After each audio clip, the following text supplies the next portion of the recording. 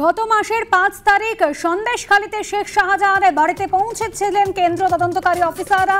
ইডির তরফ থেকে দাবি করা হয় বারবার ফোন করা হয়েছিল, তিনি ফোন ধরেননি। আর তারপর থেকে ৩৩ দিন পেরিয়ে গিয়েছে, এখনো বেপাত্তা শেখ শাহজাহান। কোথায় রয়েছেন পুলিশ বলতে পারছে না, ইডিও বলতে পারছে না। এবং আজ দ্বিতীয়বার তলব করা হয়েছিল, দ্বিতীয়বার তলবেও এখনো পর্যন্ত কিন্তু হাজিরা দেননি শেখ শাহজাহান। এর আগে গত 29শে জানুয়ারি তাকে তলব করা হয়েছিল, সেদিনও তিনি হাজিরা দেননি। আইনজীবী মারফত কোনো রকম এখনো পর্যন্ত কমিউনিকেশন করেননি ইডির সঙ্গে।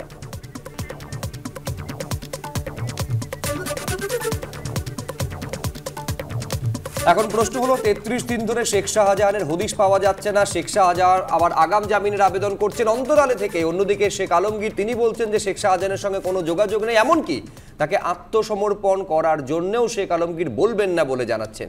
রাজনৈতিক মহলের কি প্রতিক্রিয়া, কি বলছেন বিজেপি নেতা সজল ঘোষ, দেখুন।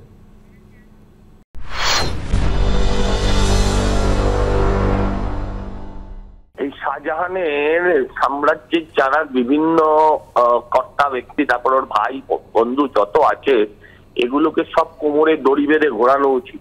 এদের কথার ঢং দেখুন, হ্যাঁ, আদালত, আইন, সম্মান, এই সমস্ত কথা। হ্যাঁ, যদি ওর ভাই নিখোঁজ, ও একটা ডায়েরি করে, মিসিং ডায়েরি করেনি কেন?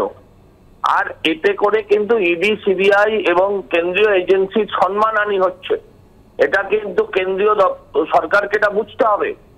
এই সমস্ত অপরাধীরা যদি সিবিআই ইডিকে মেরে যদি পার পেয়ে যায়, তাহলে কোনো মানুষ আর তো এদের ভয় পাবে না। দেখুন, ভয় থেকেই ভক্তির জন্ম। আর আজকে মানুষ পুলিশকে ভয় পায় না, অপরাধীরা। এরপর যদি ইডি, সিবিআই কে ভয় না পায়, তাহলে তো আর আইন কানুন বলে কিছু থাকবেই না দেশে। সজল ঘোষের এই অভিযোগ আর কি বলছেন পাল্টা তৃণমূল কংগ্রেসের সোশ্যাল মিডিয়া সেলের ইনচার্জ দেবাংশু ভট্টাচার্য, শোনাবো।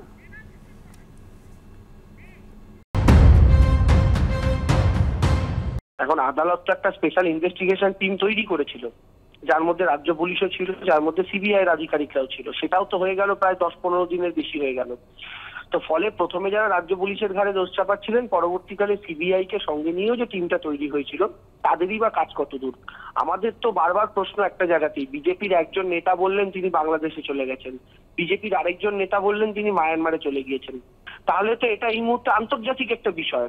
তাহলে এটা সম্পূর্ণভাবে সেন্ট্রাল গভর্নমেন্টের ব্যাপার। এখন তারা ইন্টারপোলকে ইউজ করবেন না কাকে ইউজ করবেন তাদের ব্যাপার। এই উত্তর তো তৃণমূল কংগ্রেস পরিচালিত রাজ্য সরকার দিতে পারবে না।